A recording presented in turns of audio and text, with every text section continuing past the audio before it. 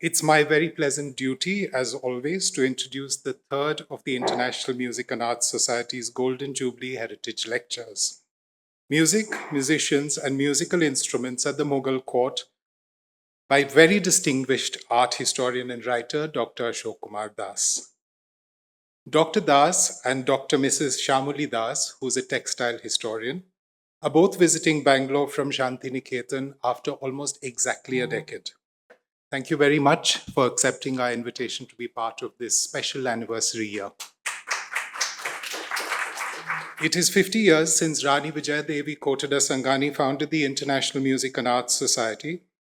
Half a century on, the society she founded continues to enrich Bangalore's cultural fabric with a diversity of programs by artists and scholars from India and abroad.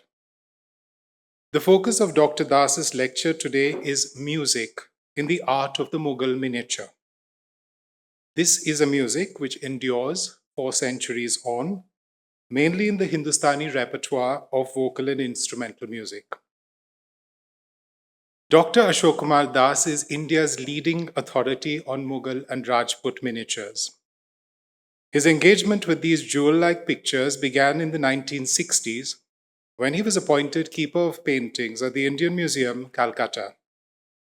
He subsequently obtained his PhD at the School of Oriental and African Studies, University of London, for his doctoral thesis on Jahangir period miniatures of the early 17th century. In a stellar academic career spanning 6 decades, Dr. Das has served as director of the City Palace Museum, Jaipur, been a senior visiting fellow at the V&A Museum, London, Andrew Mellon Fellow at the Met, New York, Hart Fellow at the Freer and Sackler Gallery at the Smithsonian, Washington, Getty Museum Scholar, Los Angeles, visiting fellow at the Kuwait National Museum, visiting scholar at the Museum of Islamic Studies, Doha, visiting professor at JNU, and visiting professor at the Hyderabad Central University, Tagore National Fellow at the Indian Museum, Kolkata, scholar in residence, Jnana Pravaha, Banaras, and Satyajit Ray Chair, Vishwabharati Shantiniketan.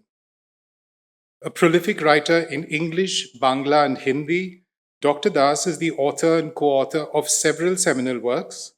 His scholarship has helped foster a deeper understanding and worldwide appreciation of Mughal and broader South Asian art. Among his many books are the sumptuously illustrated paintings of the Razamnama, the Book of War, and Wonders of Nature, Ustad Mansoor at the Mughal court. A second edition of his Mansoor monograph with new material is due for next year, as well as a special translation in Chinese Mandarin.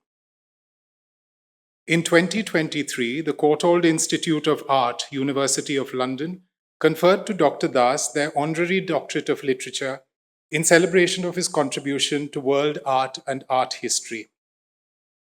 His lectures and publications continue to inspire and educate students, colleagues, and museum curators around the world.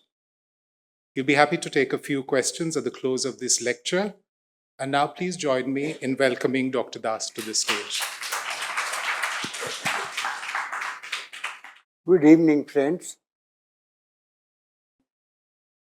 It's a great pleasure to be here in the Bangalore International Center before you. And I am very much beholden to my old friend Bikramjit and also the Bangalore Music and Art Society, especially Urmila Devi, who I don't know how and under what circumstances came to know about me and extended her very hearty invitation for this important occasion. When I first got her letter, I was wondering, what am I going to tell before the members of the Music Society?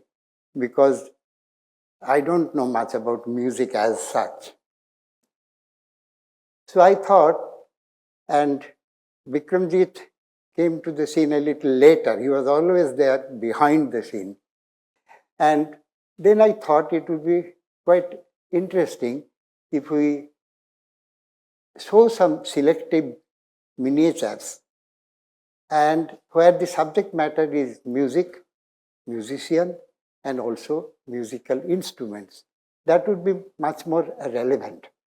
For the simple reason that many of you, maybe most of you, are not familiar with this rich heritage of contemporary material that are available.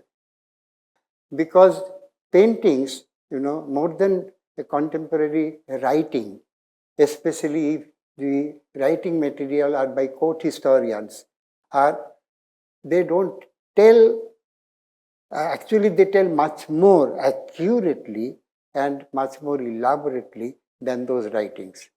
And this is one rich source of history that we often neglect. So I thought it would be fun if I show a group of selected miniatures. Then you will not only enjoy their beauty, but also know something about how music was practiced, encouraged, and what sort of mixture of different musical traditions took place at the Mughal court. And this is very important because in India, we have a very rich and very ancient tradition of music right from the days of the Rig Veda or even before that. And we also have references to several musical instruments that are still being played in India, like say for examples of Dundubi, Veena, Shankho, then Ghanta, and things like that. These are still being used not only during the time of different occasions and rituals and religious ceremonies, but also in everyday life. And we have also rich tradition of musical texts and ragomala.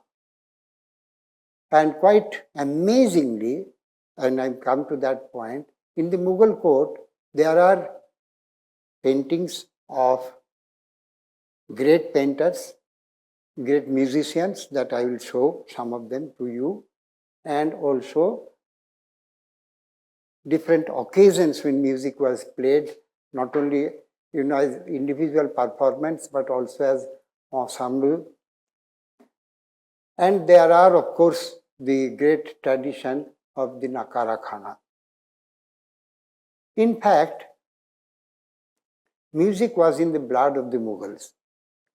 We know from Babur's autobiography, the Babur Nama, where he has kept a very important and interesting and very faithful recording of what he saw, what he realized, and how he analyzed those details are astoundingly, relevant even today.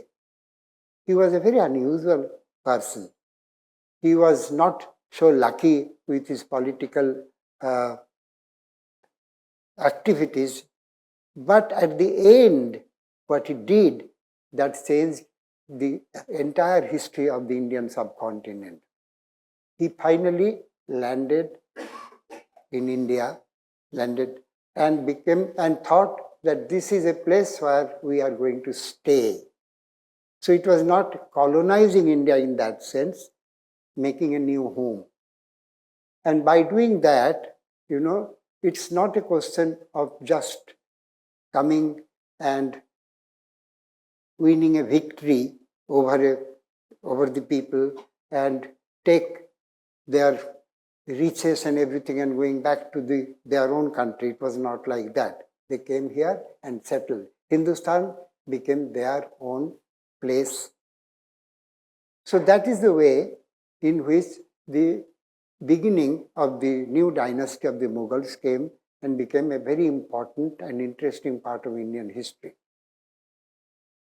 Now, Babur has left many accounts of musical performances, musical performers, and the evenings he spent with some of them in Herat, in Samarkand, and in other places.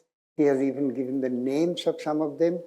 And from the comments that he has written in his memoirs, it's become absolutely crystal clear that he not only understood music, but he had a very good sense of musical mind, and perhaps he also composed, because the manner in which he, in some places he mentions that such and such was a very good thing, but his lines are not much, not that good. Even I can do better. So in any case, there are names of musicians, and most of them are actually instrumentalists. There are examples of vocalists also, but not so many. But there are many examples of instrumentalists performing in different places. And Babur made a comparative study of who plays the surna better than another, or some of the guitars or guitar-like music, string music better than another. So in that way, we find that Babur was highly interested. But we get images, and I will show you some of them from the Babur Nama, where this will be illustrated. But mind you, the illustrations were made long after Babur's death, almost 80, 90 years of the actual happening. So the illustrations are actually from the period of Akbar. But while going back to show, they have not shown the actual locale, but they have tried to show the actual happenings. So in that way, it's a slight admixture. Now comes Humayun. We tend to forget that Humayun lived for more than 10 years in India before he was thrown out from India by Sher Shah. Now, we are not very familiar with his activities in India during that period, but we do know that he also was a patron of music, and there were musicians, at his court. But then he went to Iran, became familiar with another kind of tradition, from Iran to Kabul, where he spent a good 10 years before ultimately returning to India for a very brief period of time. And we know from contemporary account that musicians accompanied him. And I will show you some miniatures where, musical evenings and musical performances were played during his time. But again, with the rider, that the paintings were done. There are contemporary paintings of Humayun that I will show you, but most of the important paintings are done again at Akbar's court. Then comes Akbar. And in Akbar's court, the situation was, because Akbar had a long rule of almost 50 years, more than 49 years. And in this long rule, he completely transformed the course of Indian history and culture. History we know very well. But culture we know, but not in that much of details. In every sphere of cultural activity, if every sphere of human endeavor, Akbar had a hand. What we see today, the dress we wear, the food we take, the music, the dance, the other performances, and architecture, in every sphere, what we practice today in India have got something to do with Akbar.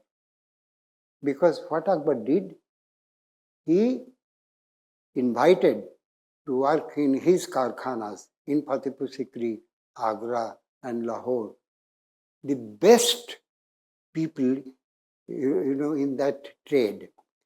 Maybe a craftsman, maybe a weaver, maybe a sort of architect, an author, and also a musician. And in fact, in the Aini Akbari, his biographer and principal courtier Abul Fazl has given in the last part of his book a list of 36 painters, and he says they are the leading painters. So there were many more. 36 musicians, both vocalists as well as instrumentalists. And they include, the bulk of them were of course from Iran and Afghanistan, Herat, and Central Asia. And most of the instruments they played were also from that area. But there were also Indian musicians, especially vocalists, and many of them, including the best known amongst them is Mia Tanchen. So these names are specifically mentioned, which gives us an idea that towards the end of Akbar's last decade, the fourth decade of Akbar's rule, how the musical scenario of the Mughal court completely changed. And then from Akbar, trend was sustained by his son and successor, Jahangir. And we have some evidence, and I will show you some paintings from his period also, and continued till the time of Shah Jahan. But that does not mean that it ended. We have a wrong misconception that Aurangzeb banished music from the court. Amongst his many activities, and we should not forget, he also had a long reign of 50 years. And that was a checkered period of Indian history where so many things were taking place. So that music tradition, was thriving, is proved by the musical tradition of 18th century Delhi and other places, especially from the time of Muhammad Shah up to Bahadur Shah. And that part of history is very well documented. There are books and also books available in English by authors like Bonnie Wade, who did a yeoman service, and they are still active, but not so much on the earlier period. Anyway, so I thought that this part is not very unknown to you. Many of you know about that. But I'll go into some details, and I have divided into 3 parts. This is, first of all, I will speak on music. The second part is the limited number of portraits of musicians whose names are mentioned in the contemporary records. And the last part would be on musical instruments, which is a very detailed and analytical subject already worked upon by many scholars. So I'll be able to give you just a bare essential details, and so that I am able to arouse some interest in your mind to study further. So with these introductory comments, I would start showing you the pictures.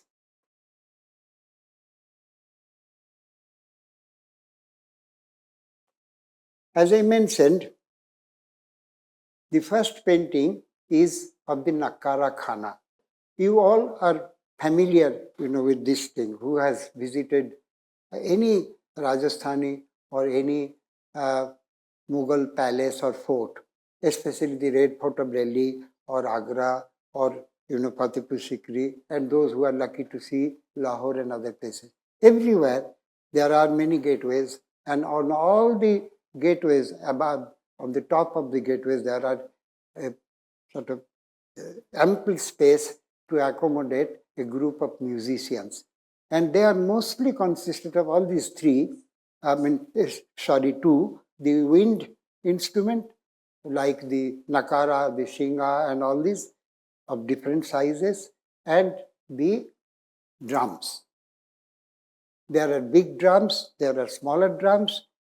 Now, first of all, I quote, I speak of what Francois Bernier, during his visit in 17th century Delhi, he mentioned that he said that, he was at that time in Delhi.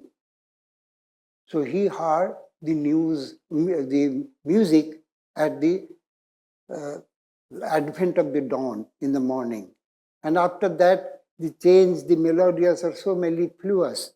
And then throughout the day, at different times of the year, there was different kind of music. And he said he has never experienced, such lilting and such melodious tunes and music. And most of them are actually coming from the Nakara Khana. And here you can see, anyway, you could see it. It's large enough. On the top of that, you know how the performers were there. And this is a detail from a painting of the Padshah Nama that was painted around 1630 to 35 or 40. And from then on, Naubatkhanas actually became a hub of musical activity in the fort and palaces of the Mughals, because there were music played on different occasions and at different times of the day, and the melody was different at each time. Say, for example, when the king comes into the court, when the king goes out of the fort or comes in, there will be, that will be heralded by some kind of music. And then there was, of course, regular music played at midday and the dusk and the dawn and on different time parts of the day. But apart from that, there were music and musical ensemble on different occasions, like birth, like wedding, like, other ritual occasions, and also there were religious festivities. On top of that, there were also music played in the polo field at the time of battle, war, because, we all know that Ranubadda, how different types of victories were celebrated by big drums playing on the back of the camel, and we many times during these battle scenes we find them. I'll show some of them right now. So I just mentioned about Baburnama. So this is a picture from the Baburnama, and there are 6 different manuscripts of the Baburnama, 4 of them complete, sitting in different collections, but fortunately one complete manuscript is there in the National Museum of Delhi. It's a dated manuscript, completed in 1599, and it has got, very interesting and important miniatures, including some showing musical parties. Here we find that how the birth of Humayun was celebrated in a Charbagh garden at Kabul. And you could see in the lower part that both male and female dancers are there, and both female and male performers are also there. And also you could see that there are musicians. There is a musician, in the middle of that, towards the left. So this is a picture from the Baburnama and of the British Library volume. And this is a picture, which shows Humayun. And I don't know, I haven't seen the original painting, but it's supposed to be an 18th century Lucknow version of an earlier painting by Dust Muhammad, a very important painter who came to India along with Humayun. But it's a very colorful painting, but here you could see that a musician is there. And Humayun is sitting in the tent, enjoying the music. And there is also a vocalist. This painting is in the British Museum. This is a very interesting painting from the Akbarnama. There are 2 great manuscripts of Akbarnama that were prepared in Akbar's court during his lifetime. The first one is mainly housed in the Victoria and Albert Museum. But this is from the second one, which is divided between British Library and Chester Beatty Library, Dublin. Here, the occasion is that, Babur's circumcision ceremony. There is another picture from that. And here we find, Akbar's, and here we find child Akbar with Hamida Banu and Humayun sitting there in a garden pavilion in Kabul, and musicians have assembled there. And not only that, outside there are, male dancers and a full musical party at work. So this is a very interesting painting which shows us that how Humayun was also celebrating all these occasions, and he had a full set of musicians, both vocalists as well as instrumentalists and dancers. Now, this is a painting which has, the earlier paintings were fairly well known, but this is something which you have not seen very often. This is from the Owsley album in the Baudelaire Library. And here, Akbar, Babul Fazl mentioned in one passage of the Akbarnama, then when Akbar was growing up as a child with Mirza Kamran, his uncle, because Humayun was away at that time in Kabul. So there was a fight, almost a wrestling fight, over a pair of miniature nakaras. And this is, mentioned specifically by Abul Fazl for the reason that he, 2-year-old Akbar, defeated nearly 1 year older than him, Mirza Kamran's son. And here is Mirza Kamran. And here is, the wet nurse, maybe Maham Anaga of Akbar. So this painting is not very well known, but here it's, I have selected this painting for the simple reason that they were playing with Nakara.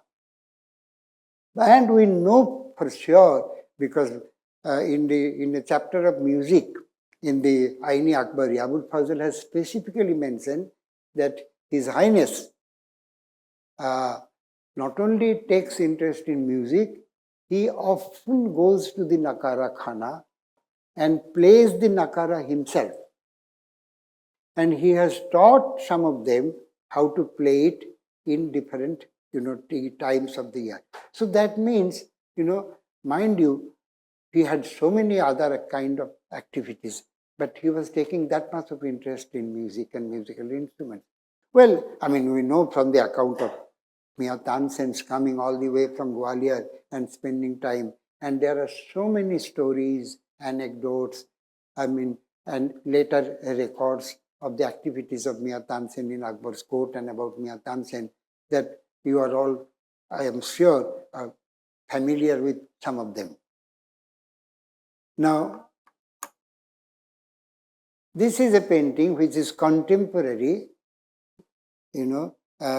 painting done by Khaja Abdul Samad on the Nowroz day of 1551 in Kabul.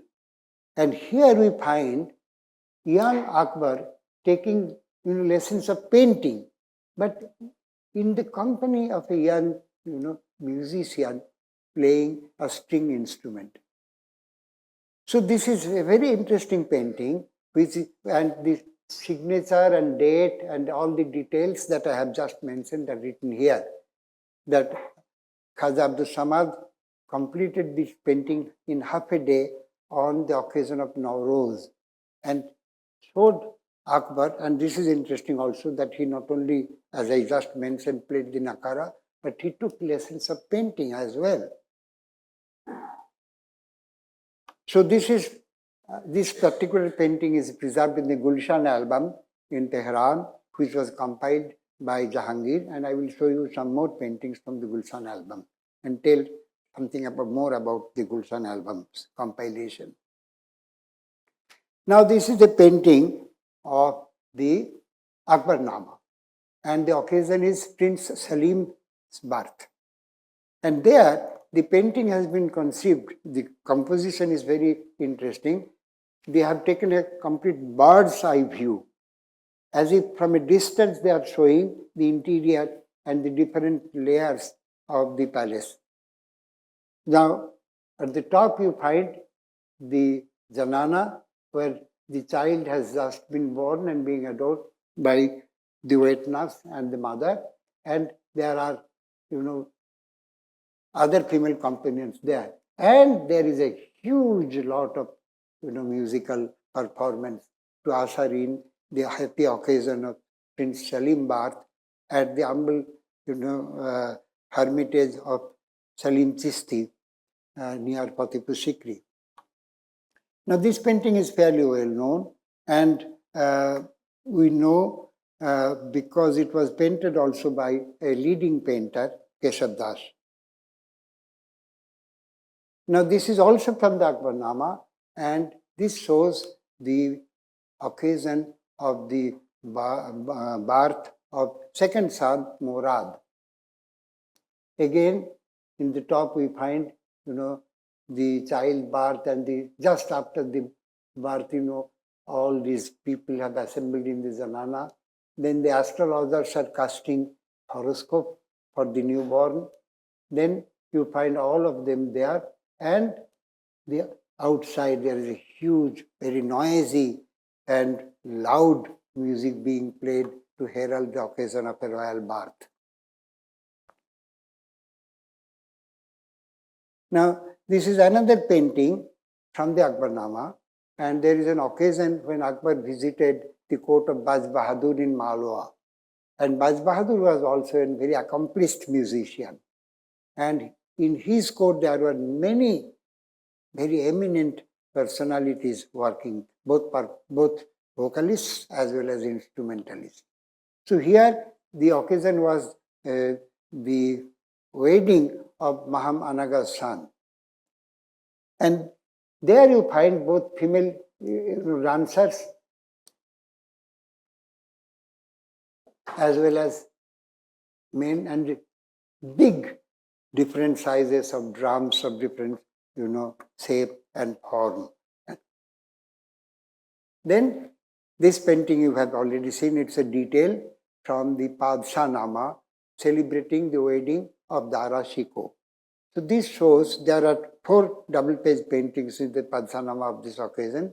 The first one and this one is that gifts are being taken to the court of the residence of the girl, Dara Shikoh's wife, Nadira Banu. And here we find that the female musicians are there and the male musicians are also there. And both, again, and you could see the variety, the shape and size and form of different kinds of musical instruments that were prevalent at the Mughal court. I'm not going into the details because, we are trying to cover a very large ground within a limited time. Now, I just mentioned that sometimes even a victory is being celebrated by music. So this is one example when Babar, it's a gory scene on the upper part which I have avoided, only the lower part of the painting I have selected, again from the Baburnama, where Babur is celebrating the victory of, after Panipat, he invaded and massacred the inhabitants of Bajaur. But here the interesting part is the musical ensemble that, were there to herald the victory. So this is the very beginning of the Mughal rule in India. Now I mentioned sometimes that music was used to be played at the time of polo. So this is a painting from the Darabnama manuscript in the British Library, where you see that both male and female, prince and princesses, are playing a game of polo. And there you find the musicians, at work.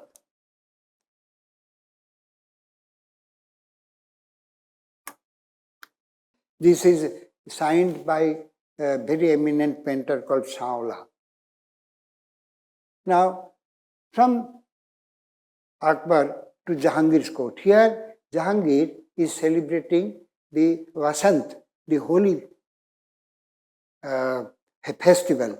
And you could see that how Holi is being celebrated even now. And there was not much of difference even in the Mughal court. And Jahangir at that time was not in the pink of his health. So he is coming, supported by 2 female attendants. And there, how Holi is being celebrated and what kind of music and musicians are there. Now, I'm going back a little bit. These and the following paintings are from a Tutinama manuscript, which is considered as one of the earliest manuscripts that were undertaken in Akbar's atelier even before Fatehpur Sikri was built. But now it seems that the Tutinama, the original Tutinama with its naskh writing at the top, was actually a pre-Mughal manuscript, but with paintings perhaps done at Malwa, but over-painted, in Akbar's court. Some of the paintings are signed by the great painters like Daswant and Basawan and Lal and Mishkin, but only a few. There are more than 200 paintings, and the entire manuscript is sitting there in the Cleveland Museum of Art. So this painting shows actually the story of the birth of music. It's an ancient story. Both there is a Persian tradition as well as an Indian tradition. In the Persian tradition, it comes from the beak of a very mythical bird. I'll show you. This is the mythical bird here. So then its beak, and there are 7 holes in it. And music is coming when it sings, the bird. Different kinds of music is being played, and then the Winkar is actually emulating that. So this is also from the Tutinama manuscript in Cleveland Museum of Art, and this painting is not signed but supposed to be coming from the brush of the great painter Daswant. And here, again we find 2 musicians.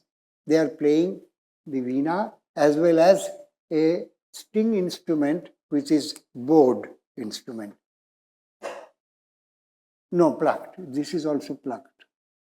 Yeah, both of them. But this one is from the Central Asian tradition and this one is purely Indian. Now I am coming to the second part of my talk, musicians. And we are extremely fortunate in having a contemporary portrait of Mia Tansen. This particular painting is not signed, but it is in the National Museum of India. And behind the painting, there are official court seals from the time of Jahangir and others, and also a note that this is an authentic portrait of Mia Tansen. The name of painter is not given, and it entered the court of Mewar, from where it was offered as a present when the National Museum came into being in 1953 in its new building. And then on top of that, there are two other contemporary portraits of Mia Tansen preserved in the Gulshan album in Tehran. Now, Gulshan album, I need to tell you one thing, that Jahangir, from his princely days, became highly interested in painting. He took keen interest, and he had his own studio and he had his own set of painters. The studio was actually led by a young emigre painter from Mashhad called Aka Riza.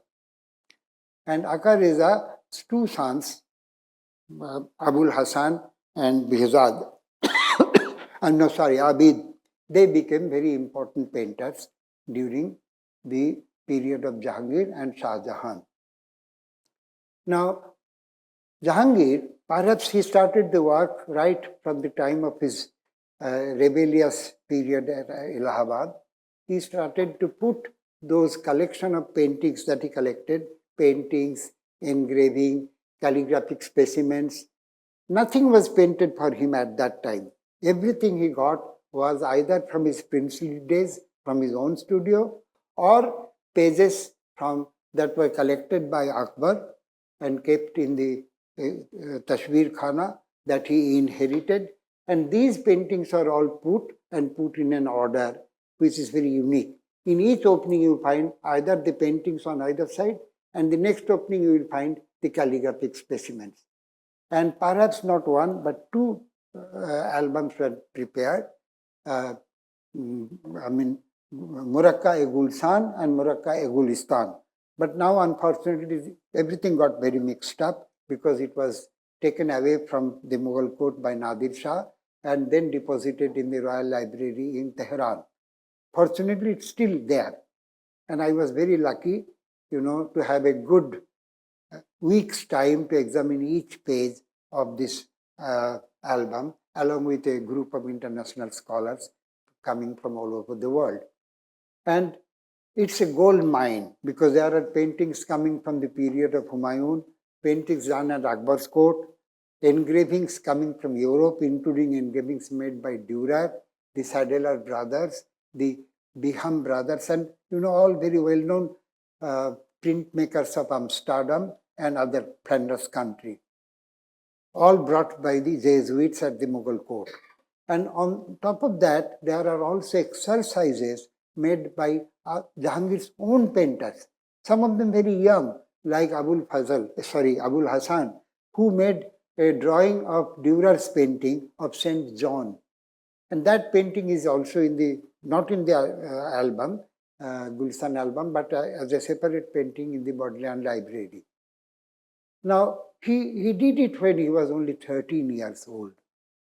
The 13-year-old, painter who was, of course, a prodigy, and he was making a copy of Dürer's engraving and trying to improve upon it, because Dürer's engraving is an engraving, it's a print, and here he is doing brass work.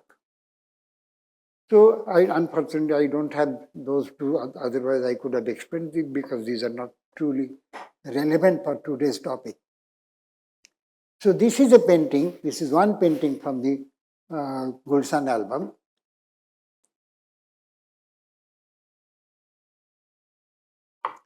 Obviously from the same image that you have seen earlier in the National Museum. And there is a third painting.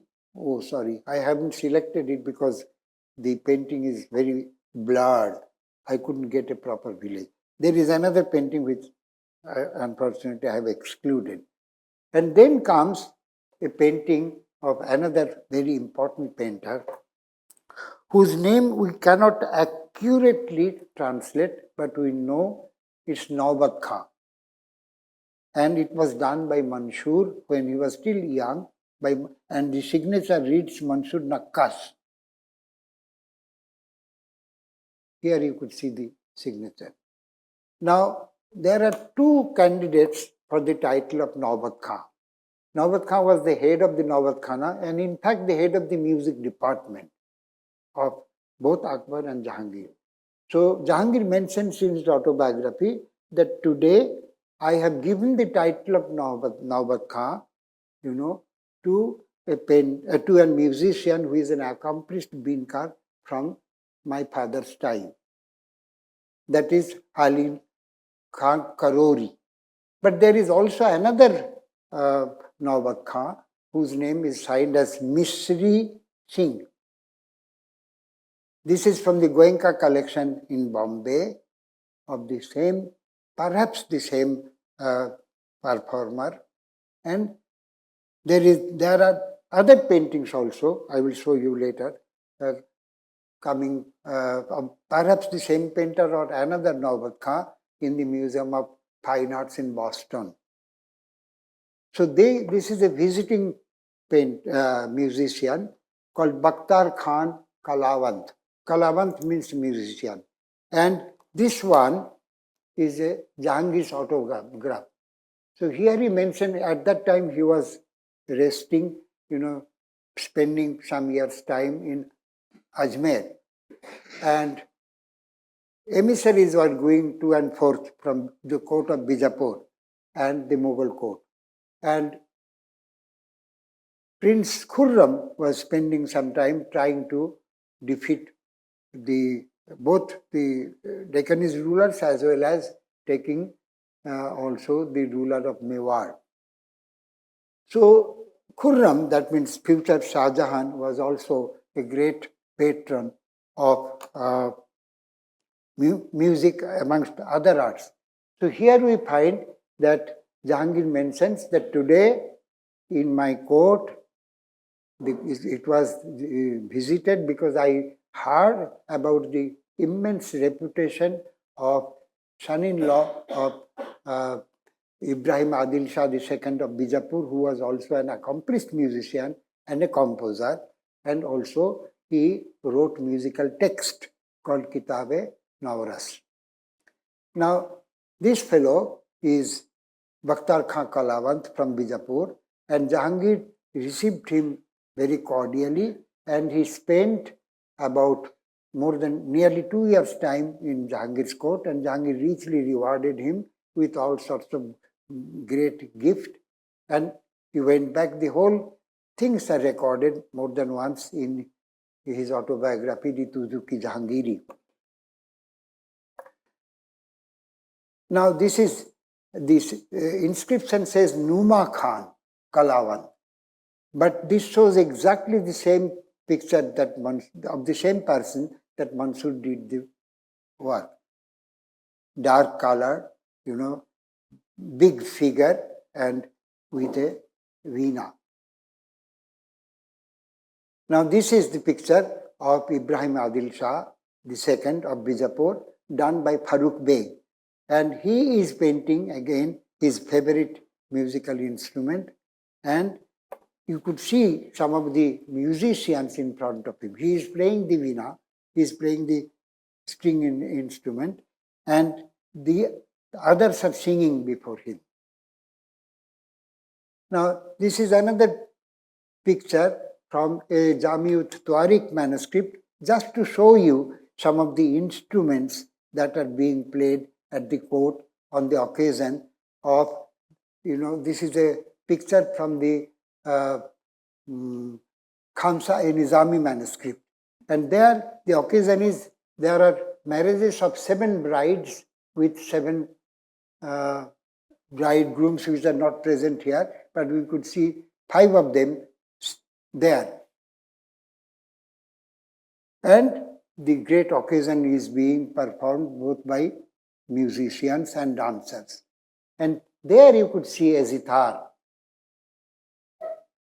along with other instruments that I am going to show you right now. There is another picture, again from the Jamiut Tuarik manuscript in Tehran. It's a sign painting completed in 1596. And here you could see that there is a banquet that is taking place. All the tribal leaders have assembled before the king, and there are music performances, both male and female. Now, this unfortunately is a bad picture, but still it's such an important one that I really wanted to show you on the third part, the musical instruments. You could see most of the instruments played in the Mughal court are present here, and including this one. So, Abul Fazl has described in detail some of their name, and also these are referred to in other musical texts. And there are, important works already done by very eminent scholars from European countries and also Indian, and including the time of Saurendra Mohan Tagore's work in the 19th century. But what is interesting is that, especially say for example, this particular, harp-like instrument. I will show you more pictures of that. This is one which is very, it was not an Indian instrument, it came from Western Asia, but this one is also interesting, like the Jantarang. Now that, you could see here. This is a page from the Khamsa-e Amir Khusru Dehlavi manuscript from the Walter Art Museum. Now you come to a very strange kind of, music. It's perhaps one of the forerunners of what is Sarangi. It's a bowed instrument, and maybe there are either one or, tanpura, but in a completely different manner. So this is from the Gulshan album of a page. It's not signed, but perhaps done by a painter, very eminent painter called Farooq Chela. And it's an outside assembly where music is being performed and the king is celebrating it.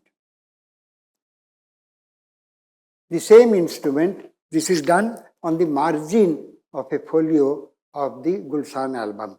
I just mentioned about the content of the Gulshan album, either paintings or calligraphic panel, I didn't mention that each page had a wide border. And the border was done in Jahangir's court by the most important painters, including Ustad Mansoor. And they were doing very delicate, traceries of different kinds of designs. These are sometimes, geometrical designs and sometimes vegetal designs of many different types. Unfortunately, I don't have the details here because the subject matter is music, but you could see some of them. You could see some of the designs that were done. And mind you, these are very tiny figures, but the figures were done in sort of touches of color. But you could see the instrument properly. And it's standing on a tripod.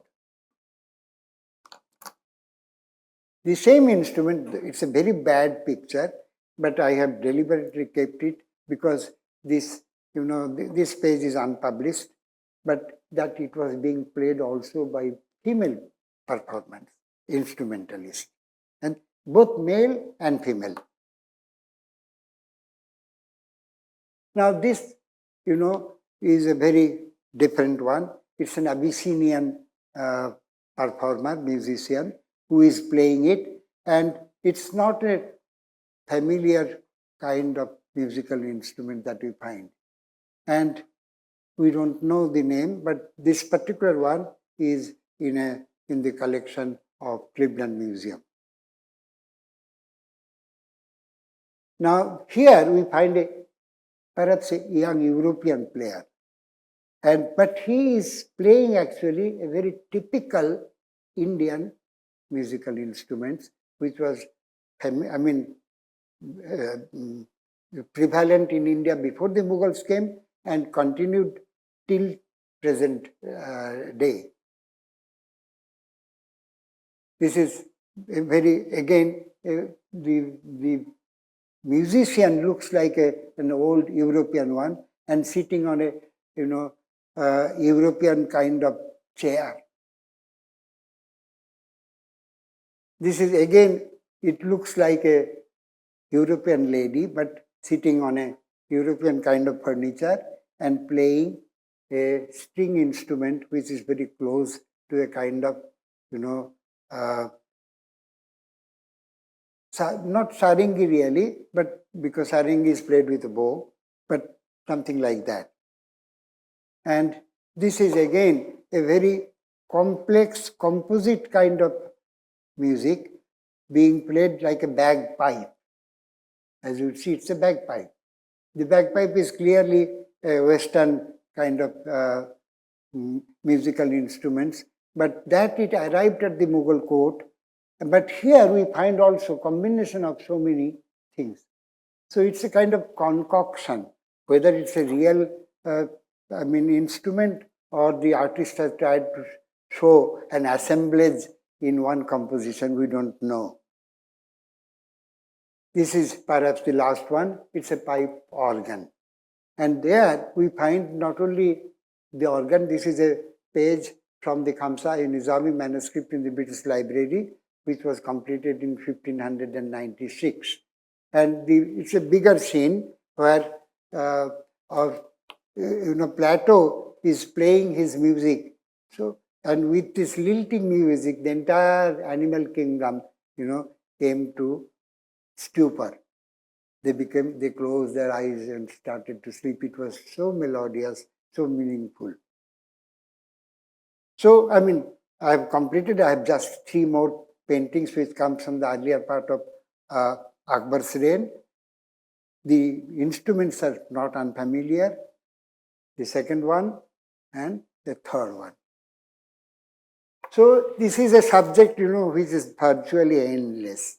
And one can go on and on and on because there are so many material.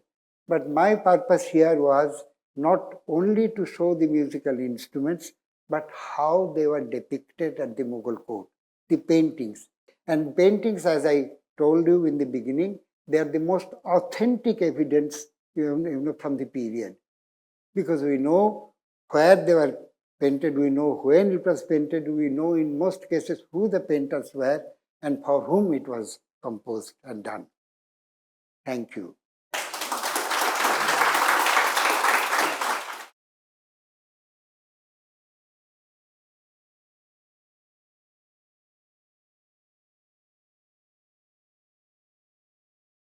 My name is Sanjay. My question is, the sitar has originally come somewhere from Persia, and that is called setar, and it had only 3 strings.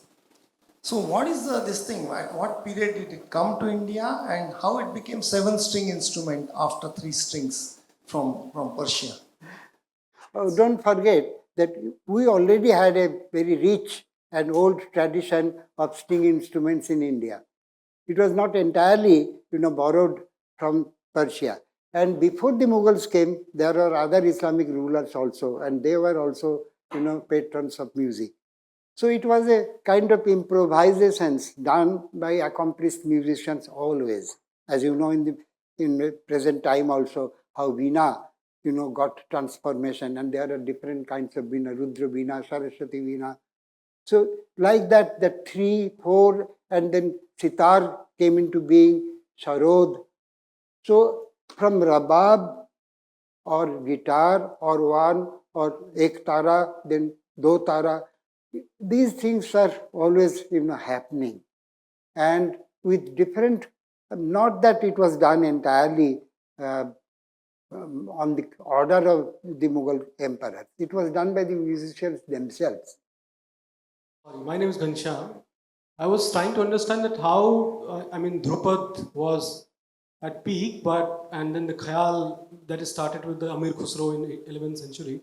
But what made this Drupad declined? Because what I understand, the Tansen was a great Drupad guy, but then the Khayal came in 11th century, and then what made it decline over the period? So, well, in this brief period, I couldn't touch every point because there are very important things that we already had. You mentioned about Amir Khusru, and many people actually ascribe the beginning of the sitar and other things from his time. We are not very sure because we haven't got any visual representation. We have got only, anecdotes and stories and written records. Some of these are very reliable and some are not so. But I believe, improvisation of musical instruments were always done by very accomplished and creative musicians. And as I just mentioned that we already had a very rich tradition of music in different parts of India, Deccan, and I haven't touched even anything about the Dravidian tradition. So it was there. And the number of strings, the length, and how many breezes were there, the shape of the things, it all depended. And there are, as you have seen, also with a large, board, with sometimes the veena having small, those gourds, and sometimes very big ones. Like that, I didn't show you anything that Sehnai, the nafis, the shape and size, some are completely done through air, and sometimes these are horizontal. So all these things, need further elucidation and description and detail. There are material. Madhulika. I just wanted to know, Professor, I had the good fortune of seeing some of the folios from the Gulshan Muraka in Berlin. How did it, were there various Murakas, Gulshan Murakas painted, or because you had dwelt on the 27 paintings in Berlin actually came, as a present from Bruges Pasha in 1872. It was obviously, taken out of the main album in the library. But fortunately, it came out at that time because it was published very early in the 19th century by Ernst Kuhnel and Hermann Goetz. And when I wrote my thesis on Mughal painting, I did not have any personal knowledge of the Gulshan album sitting in Persia. So I wrote my thesis in 1967, and I got an opportunity to look at the Gulshan album in 2000. I would have to write my book again. There are so much of new material. But in the Berlin part, there are not many paintings showing music. Sorry? Many more folios of No. Only those. But apart from Berlin, there are folios in different American collections. In all, there are maybe 34 pages from the Gulshan album, staying outside Tehran, including those Berlin ones. Roja Mehta. It was most interesting. You've actually ignited in us a very deep interest in Mughal paintings. We've always seen them in passing in museums, but they're so tiny we really can't get to the bottom of them like we did here. Is there any way for us to get online any information on Babar Nama if we want to read bits of it? I mean, I don't suppose we can read the whole thing. Oh yes. Oh yes. Give us some The Baburnama paintings are now all, most of these, there are 4 manuscripts. The first one, which is complete in the National Museum, Delhi. There is a new publication by H.P. Verma, which is very expensive, but nevertheless, he reproduces each painting in color, not online, color. But the British Library portion is available online. There is another version, half of them in the Walters Art Museum available online, but the other half in Russia, which is not available, but there are publications on it. And the fourth copy is in the British Library, which is available online. And with detailed explanations for the likes of us, or just generally? Sorry? With detailed explanations for us? No. There are, some of the pages, as in the British museum pages, there are captions, but not detailed discussion. Bhaskar is my name. I'm asking you this question as an engineer. So there are a lot of different instruments in the paintings. They're not to scale, because most of the paintings seem to have these big human figures, which were disproportionate to the size of the instruments. So has there been any effort to recreate some of these instruments? Some of them are familiar with tambura and veena, etc. But a lot of them don't look familiar at all. So has there been any work in trying to reconstruct them, and was there information on the dimensions of these instruments? I believe the paintings that I have shown, the painters have done, from life. So the proportion should be okay. But what was available in the 16th and the 17th century are quite different with the ones that we find now, after, centuries of improvisations and improvement and other things. So these are basic, beginning, and then going on, and that's why sometimes they look unfamiliar. But I don't have any doubt that they are disproportionate. I don't think. I think they're done, from life, and they're quite accurately done. You have shown quite a few pictures of women dancers and women singers. Now, what was their social status? Were they really Baijis and, or did they have an aristocratic background and were still involved in music and dancing? I suppose it was very different between the choices that were available to the men dancers and musicians and the women dancers and musicians. Could you elaborate on the social positions of the representations? Well, unfortunately, what I have told is based mostly from contemporary writings of Abul Fazl in the Akbarnama or whatever was mentioned by Jahangir. There are unfortunately no female musician or instrumentalist or dancer has been named. So I believe there were professional, musicians. These are not necessarily coming from the royal family. Though we know that they used to take lessons of both music and dance. But whether they would perform publicly and allow painters, to do paintings of that is doubtful. So that's the reason I believe that they are not members of the royal family, and unfortunately they are not named, but they are definitely very accomplished, as you could see from whatever has been painted by them. And this tradition continues. Even now, at the time of childbirth and other things, there are professional people coming.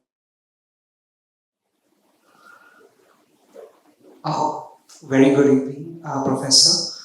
My question to you is that some of the paintings that you showed are dated to 1500s. So they are still very colorful and look lively. So what kind of pigments and what kind of materials were used to paint these kind of intricate designs?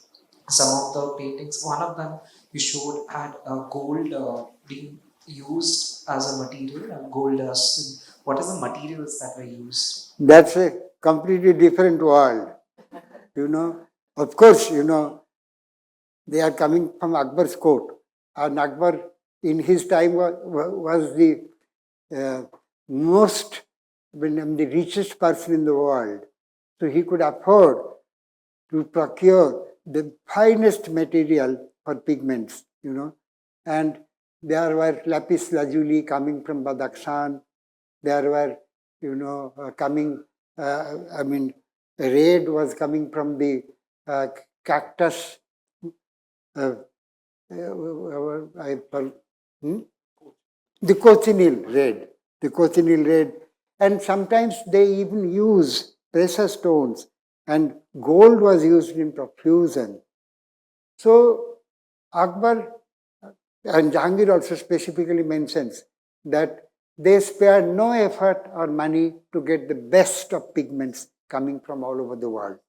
And all the foreign traders and envoys visiting the Mughal court, they always wrote back that there are heavy demand of good pigments. So that's the reason why even after 500 years, they are still retaining their luster. Almost 500 years.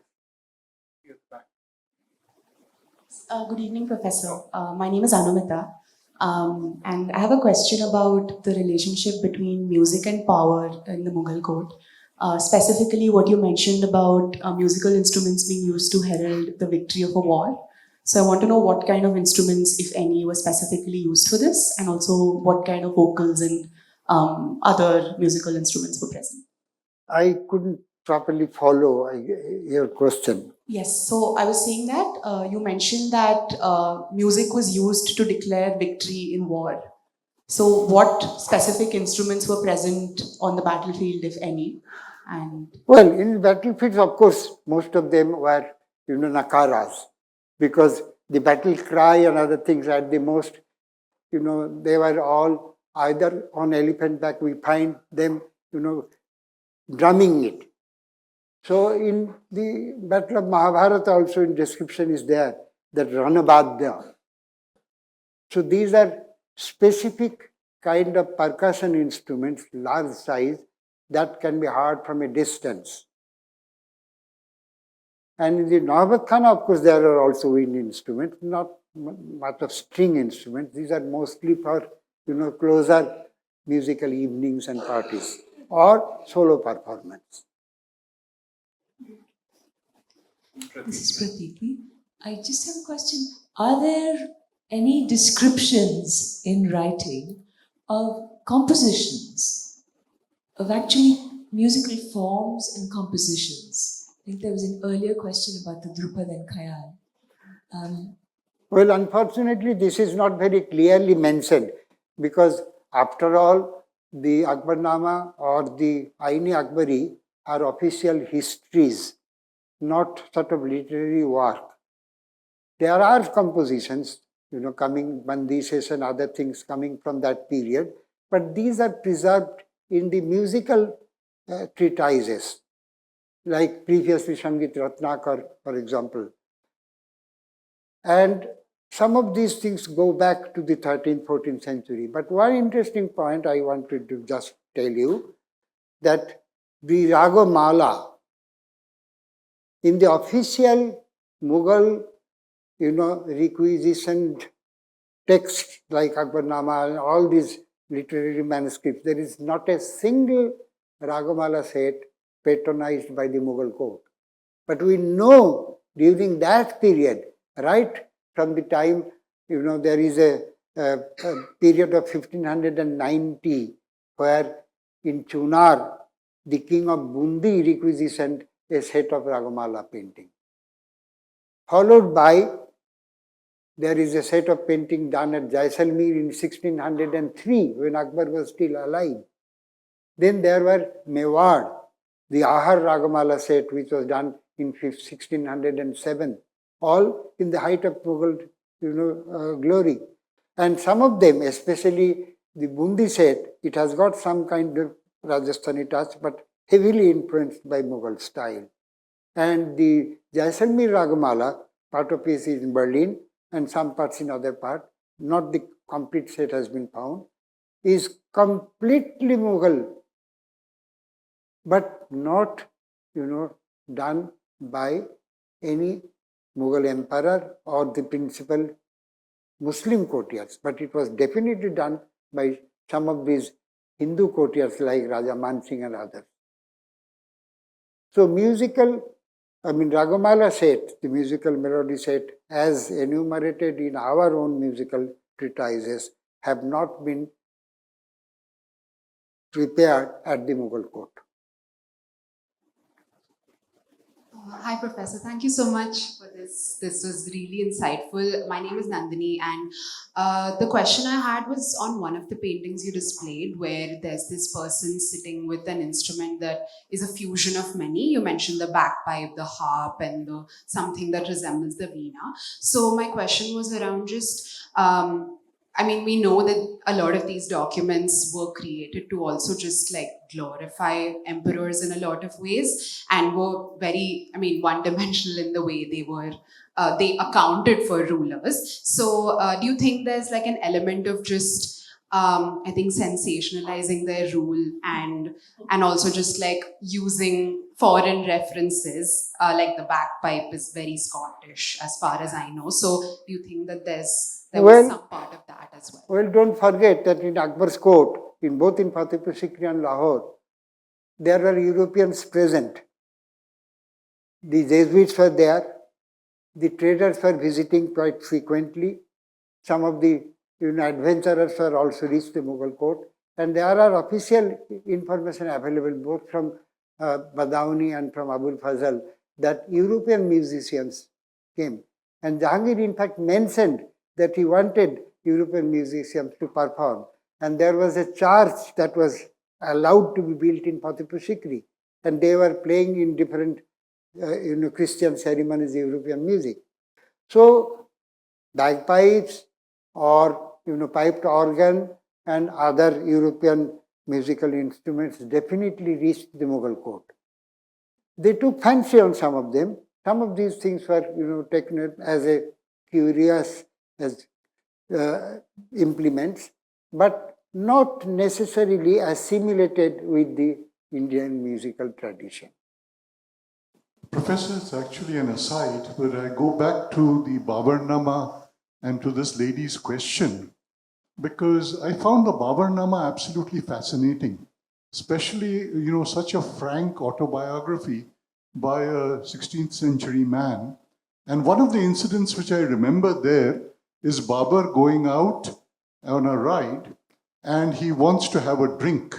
And there is a woman who has alcohol but refuses to part with it, saying that, no, I will drink with you. So they get onto a boat and they drink the day away. And at the end of it, this is actually on Jummah, on a Friday, Babar gets on his horse and his horse deposits him in front of the mosque, absolutely unconscious. But this is recorded by Babar himself, talking about the experience, and I've never drunk with a woman before. And the lady is one of his wives. That he mentioned specifically. Because Babar was very candid, Babar was very candid in his descriptions. Whatever he did, good or bad, what he thought bad, when he was taking a combination of opium and other concoction of intoxicants. He mentioned that, and all sorts of things, as you know. So yes, that incident is there, very much so. My question was, you discussed the Mughal influence in the Hindustani, the northern Indian version. Do you find a lot of difference when the influences come to the Deccan, when you have the Islamic courts in there? Well, unfortunately, Mughal court is completely, silent about country beyond Bijapur, Ahmednagar, Bidar, and other places, beyond the Krishna region. There is absolutely no reference during these two great Mughal rule. In Aurangzeb's time, yes, there are. But I haven't come across any reference of the South Indian musical tradition that will be reaching the North Indian courts and admire. No.